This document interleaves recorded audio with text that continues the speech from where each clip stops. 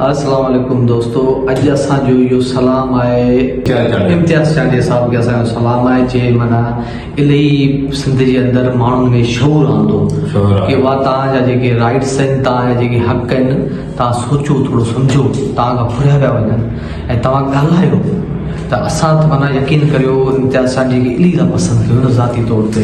पर वीचारो छा कयो, परे वेठो आहे, पैसा आहिनि कोन एतिरा जेको असां वीज़ा लॻाए मिलूं सां ॿुधाई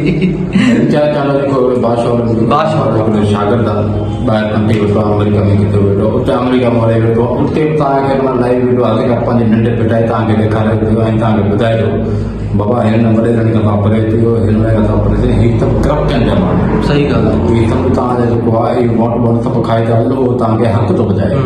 अगरि उन जे हक़ में तव्हां हुनखे गारियूं ॾींदो, तव्हांखे कमेंट ॾींदो त पोइ असांजो क़ौम बि त पाण कहिड़ो उहो पाण वीडियो ॾेखारे थो कि दुनिया ॾिस केतिरी अॻिते निकिरी वई आहे। असां वटि अञा नाली जो पाणी भरियो पियो आहे, किनो पाणी पियो आहे, न को नौकरियूं न को कुझु। त आउं त इहो ई चवंदुसि माना तमामु ज़बरदस्त माण्हू आहे। ऐं तमामु छा जेको आहे उहो हाणे जंग में ॿेर में वेठो आहे, इम्तियाज़ चांडिया खे दॿे थो। हा, इम्तियाज़ चांडिया खे असां जेके माण्हू आहिनि हाणे तुंहिंजो औकात निकिरी वियो आहे, ख़तमु थी बदिजी वियो, उहो हाणे बदिजी वियो, बदिजी वियो। हाणे तस्वीर थो पढ़े, असर थी वियो, असर थियो न, असर थी वियो। ॻाल्हायो बाबा, जेको आहे पूरा माण्हू खयो वेठा आहिनि, पिया पादर वेठा हणनि ऐं सभु हाणे सभु दुश्मन बि थी विया अथसि घणा। मूंखे लॻे थो हाणे इम्तियाज़ चांडियो अगरि अलाह पनाह ॾे अगरि पाकिस्तान में वापसि अचे बि थो न त हिनखे माना मारे छॾींदा, हा न, हिनखे केरु कोन छॾींदा, मारे छॾींदा त उहो वॾे जेको आहे न इहे मारे छॾींदा, उहो हक़ सच ॻाल्हाए थो, उहो माण्हू खे पसंदि न आहे, कंहिंखे पसंदि न आहे, हक़ सच कंहिंखे पसंदि ई कोन ईंदो आहे। उहो ॻाल्हाए थो त वॾे रोटी बंदि थी वेंदो, उहो तॾहिं चए थो, उहो चवंदो आहे वोट ॾियो था, पुछा कयो न, तव्हां सां छा कयो आहे सभु, त हिन में ग़लति ॻाल्हि त कोन थो करे, कुझु पुछा थो करे बाबा तव्हां उहो कमकार त करायो घटि मां घटि छोकिरा।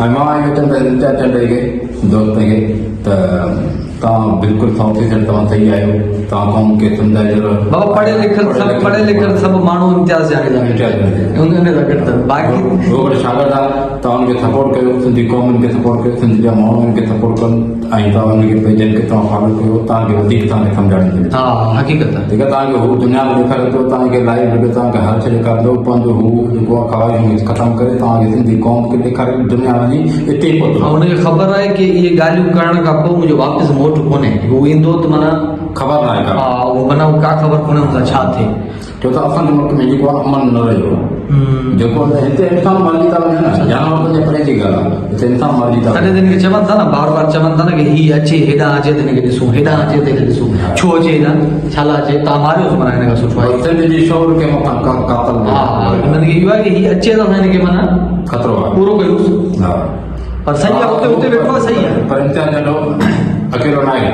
ऐं इम्तियाज़ चांडिया खां मां अपील कंदुसि, तव्हांजे दुनिया तव्हां ॾेखारियो, तव्हां सिंधी क़ौम खे अञा ॻाल्हायो, अञा वधीक करायो, असां तव्हांखे माण्हुनि खे अञा शऊर अचे, असां शेयर कंदासीं तव्हांखे। तव्हांखे का बि शइ डप करण जी ज़रूरत न आहे, जेको तव्हांखे थींदो असां तव्हां सां बदल, असां वेठा आहियूं पंहिंजे वतन में। सलाम आहे इम्तियाज़ चांडिया साहब खे, जियो।